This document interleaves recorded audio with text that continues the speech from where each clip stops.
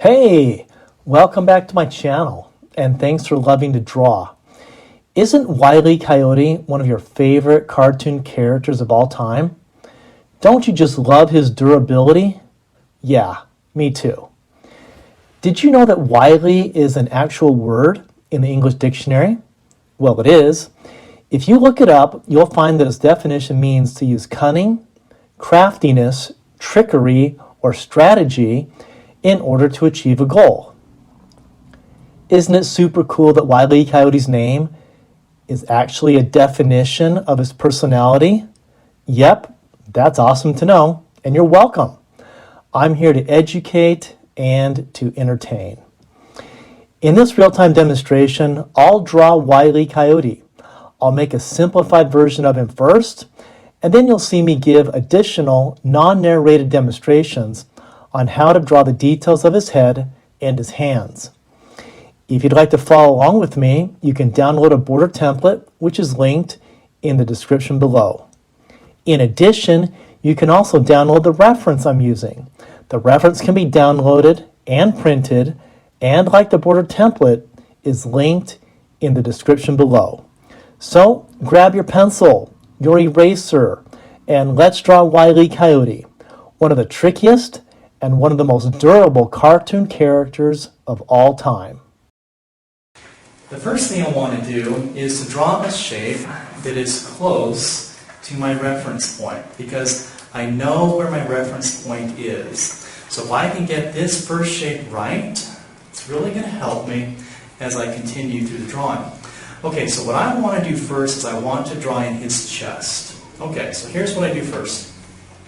The first thing I do is I'm going to check, it's an oval, and I'm going to see how far away I think it is from my reference point and how far away it is from my border, and I'm going to mark that about right here on my piece of paper. Now, when I make these marks, I want you to keep them nice and light. I will occasionally make them a little darker so you can see. Okay, then over here I want to mark about the same amount of space because his chest is roughly centered on the page. Okay, so right at the beginning I'm thinking something like this for the sides of his chest. Okay, continuing. Looking at my reference point, I'm going to come down and I'm going to ask myself how far away from it is the bottom of that oval. And I'm thinking it's something about like this. I like to really take my time at the beginning. If I am patient at the beginning, it's going to work out well for me. Okay, now the top of his chest is much further away from this reference point. How far away? Well, I'm going to have to guess that. And I'm going to think it's maybe something here. Okay, so at the beginning, I like to be very patient as I estimate the size of my first shape. If I mess it up, I'm going to struggle throughout. If I can get it right, it's going to work out for me. Okay, so what I want to draw now then is an oval. So I'm going to sketch in this oval here, touching the four sides, or I should say the four marks that I've made. When I sketch, I like to draw light, loose, and rough. Whatever you do, you don't want to press too hard on it. Just keep it kind of going light and loose as you go. Okay, now when I take a look at that, I feel pretty good about its size. I feel pretty good about its placement. I like the negative space to the left. I like the negative space to the right. So I'm confident that if I move on, it's okay, and it's going to work out good for me. Okay, next thing, head. Okay, bottom of his head is inside his chest, maybe about here. So I'm going to put a mark there. Okay, now, how far away is the top of his head? Here's the first thing I do. I'm going to come up from the chest here. I'm going to make a mark for his eye line, which is right about here. So I judge that first. There's his eye line. How far from the eye line is the top of the head? Well, I'm thinking maybe there. Okay, he's got a long, thin head. Alright, so I'm going to go ahead and draw that in. So I'm going to sketch in a relatively thin oval, but I pretty much know how big it's supposed to be. So I'm going to go ahead and draw that like this here. Sketching that in lightly, loosely, careful, fairly rough, etc. I'm going to go ahead and draw a center line all the way down his head, even though I don't quite see that whole thing. He's looking straight at me, so I kind of want his head to be split in half, as you can see. Okay, now my eye line curves up a little bit, so I want to change that a little and make sure that's kind of curving up like that.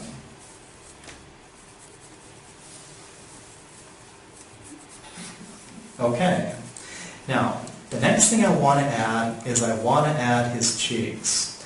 Now, it's a common error for a student to make those too small. Here's how I don't do that. I look at my border, I come into the right, and I'm going to put a mark for negative space, which I think should be about right here. So I'm going to mark that. Negative space is such an important concept when you draw the size or space that surround an object. Okay, so if I tell myself that my cheek has to hit this line, it's likely that it will be right. Okay, so I'm going to go ahead and draw that now. So I'm going to draw an oval, pretty much touches the side of his head like this, and it touches this line that I made right there. Okay, so there's his cheek. I think that looks pretty good, and I'm confident in its size. Okay, connectors. I'm going to add a connector right here, connecting the cheek to the head, and another connector right here as well. Okay, feeling good about that. I'm going to come to the other side, and I'm going to completely ignore his hand. I'm going to pretend like I can't see it. And again, I'm going to mark a negative space, maybe here, like that. And I want the cheek to go out about that far. Okay, so I'm going to draw that again as an oval, right in this area here, almost touching his head and touching that negative space mark. Try and keep these ovals basically straight across from each other. Something about like that here. Take your time. It's a big piece of paper, and we got to fill it up. Okay, connectors.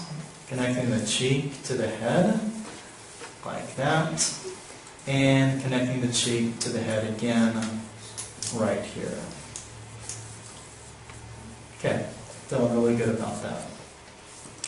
Now, if anything is very close to your border, it should be easy. So the next thing I'm looking at is an ear tip. So I'm going to go ahead and put a mark right under my border up here, like this.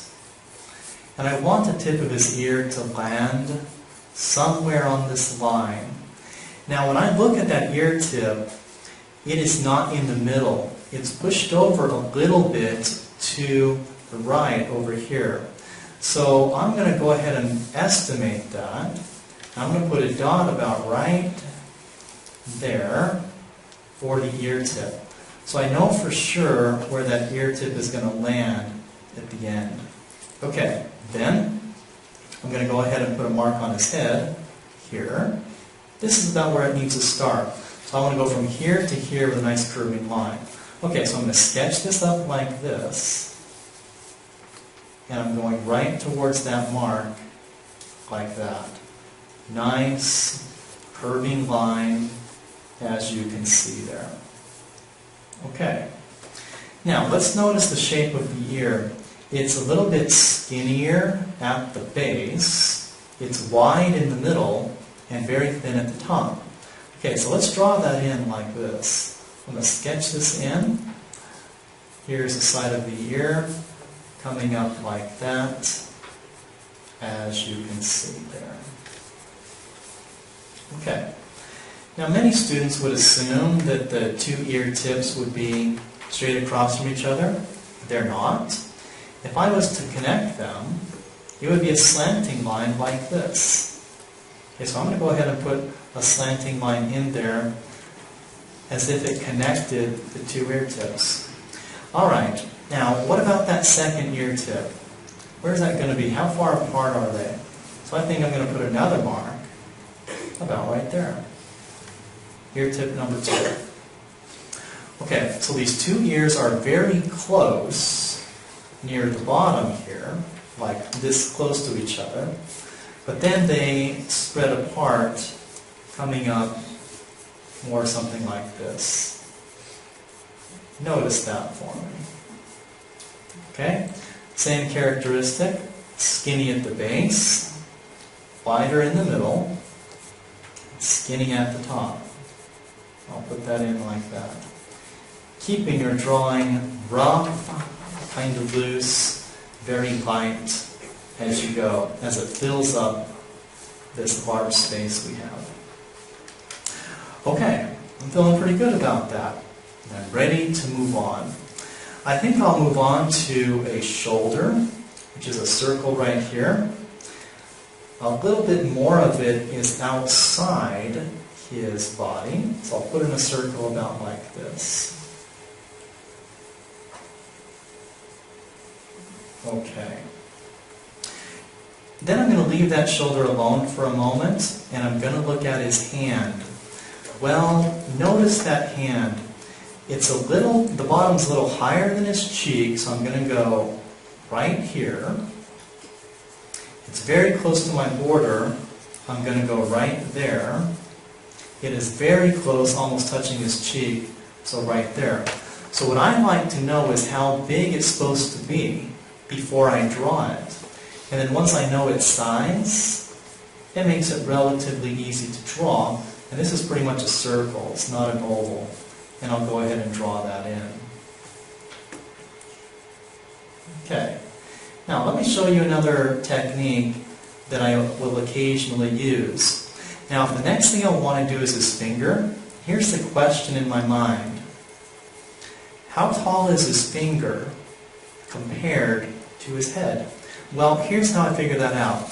So if I take this handout that I'm looking at, what I do is I put my pencil like this on the top of the finger, and I compare it. My finger should be this far above his head. So I take this line and put it over here. That way, the top of my finger is going to be the correct location compared to something else I drew. Okay, so that tells me that when I draw this finger here, this curving shape, I've got to stick it right on that line.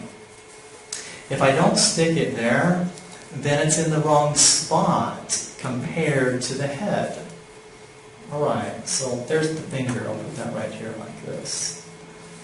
Maybe a little more of a curve to it. I just want to sketch in its rough location, but I do want its size and position to be as correct as possible. Okay, then I'm going to move on to his arm. His arm slants downward. It's kind of a stick figure arm, so I'm going to go like this, slanting downward. I draw it usually longer than I need it to be. That's fine. Back to his hand. I'm going to slant it this direction, about like this. And then when I draw in that elbow joint, I'm going to check and make sure that I'm putting it about right here in this general area. So the negative space between the elbow and the border looks to be correct.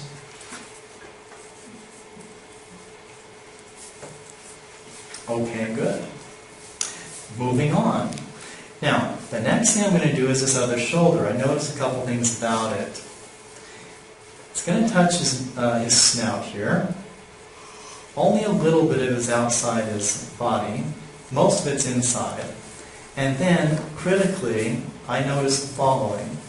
That this shoulder is a little lower than my first one. They're not exactly straight across. Something interesting to notice. Okay. Now, next thing I want to do, if I took my pencil like this and put it horizontal on my reference, I'm noticing that the elbow is directly across from my reference point. So I'm going to go like this. I'm going to take a line straight across to the left, telling me where it's going to intersect his elbow. Then I'm going to draw a stick figure line like this, slanting downward, like that. And then in this general area right here is exactly where I want his elbow to be, like this. So it's straight across from my reference point.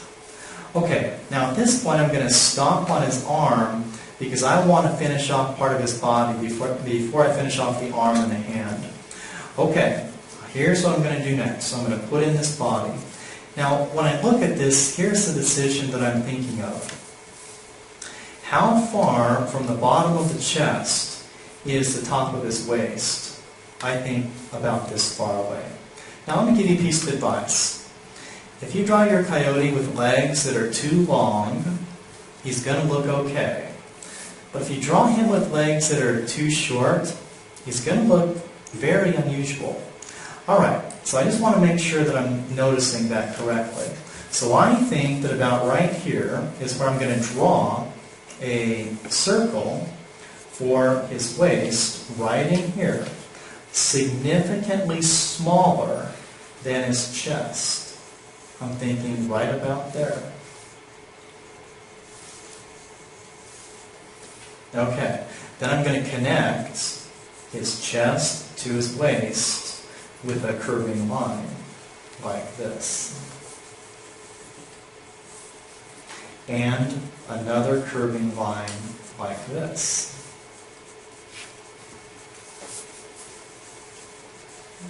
Okay, I think that was pretty good. Now I'm going to draw in his hand. Here's what I noticed about the hand. The hand is a heart shape. It touches his waist.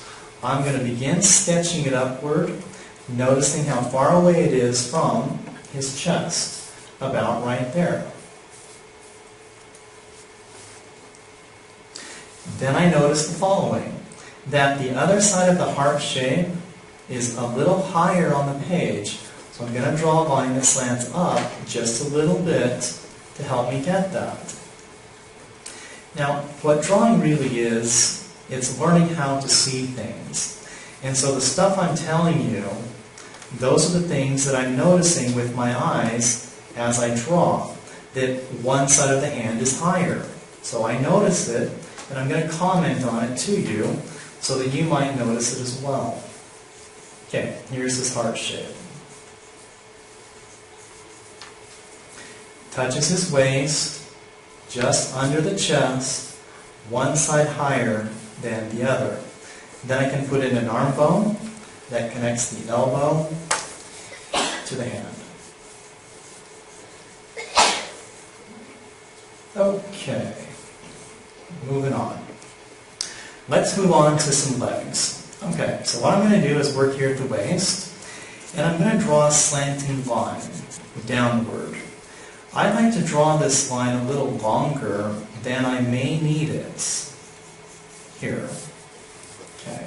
I'm going to put in the other one also. Two slanting lines. Something like this. Okay. Now I'm going to carefully judge the distance from the waist to the knee, and I'm going to put that in about right here. I'm going to draw a knee. Okay, now here's another example of me noticing something. The two knees are not straight across from each other. The second one's higher. So what I do is I draw from my first knee a slanting line that slants up a little, not too much, to help me get the second knee higher than the first. It's about noticing things. Drawing is about looking, seeing, understanding the relationship of the shapes to each other. Okay, great. Lower leg. It's going to bend in, so I'm going to draw this downward at about this angle here, like this. Okay, his second leg curves in at a greater. I'm thinking something like that. Okay, draw his ankle. Now when I'm looking at his ankle, that circle, I'm checking the negative space from my bottom border, and so I'm thinking of a spot that's about right in here, something about like that. Okay, here's what I notice. Second ankle touches the first, and it's higher. Okay, so about right there. That looks pretty close to me. Okay, feet. Now, I'm going to check my negative space right here from the toe to my border, and I'm going to put a mark right there. I need the toe to land on that mark. Then, down here, I'm going to put a mark for the bottom of the foot like this, right above my bottom border. Okay, this tells me the size of the foot. Okay, so for the ankle, I'm going to curve downward, hit this mark, curve it, hit my second mark, come across, go up, and this will give me a nice, large coyote foot. Sometimes if I'm drawing some type of shape, I may want to try to find an oval within it. Sometimes it makes it a little easier for me to draw like that. Okay, foot number 2. Notice that it's different. It's higher on the page. It's got more negative space below it. So I'm going to put a mark like this. This foot is a lot further away from my border. I'm going to put a mark right here like that. Okay, I'm going to draw that in, slanting downward, finding the bottom of that foot, going across and up for the top of it, finding that oval within the shape again right here, sketching it in, just like that. One foot higher than the other, they're not straight across from each other. Okay, one more thing, tail. Now when I look at the tail, here's what I notice. Look how close it is to his hand. I put a mark there. How much lower than the knee does it go? Maybe down this far. The tail is about parallel to the leg. So I just draw a line basically at the same angle, going right past the knee, stopping right there. Okay. I notice the tail is skinnier at the base, it's a little wider in the middle, and it's a little thinner but rounded at the tip. That. Okay. Now at this point, I feel pretty good about this drawing. It fills up the space. It's a light and loose sketch, and I'm pretty happy with it. There it is, and so I'm ready to move on to some details.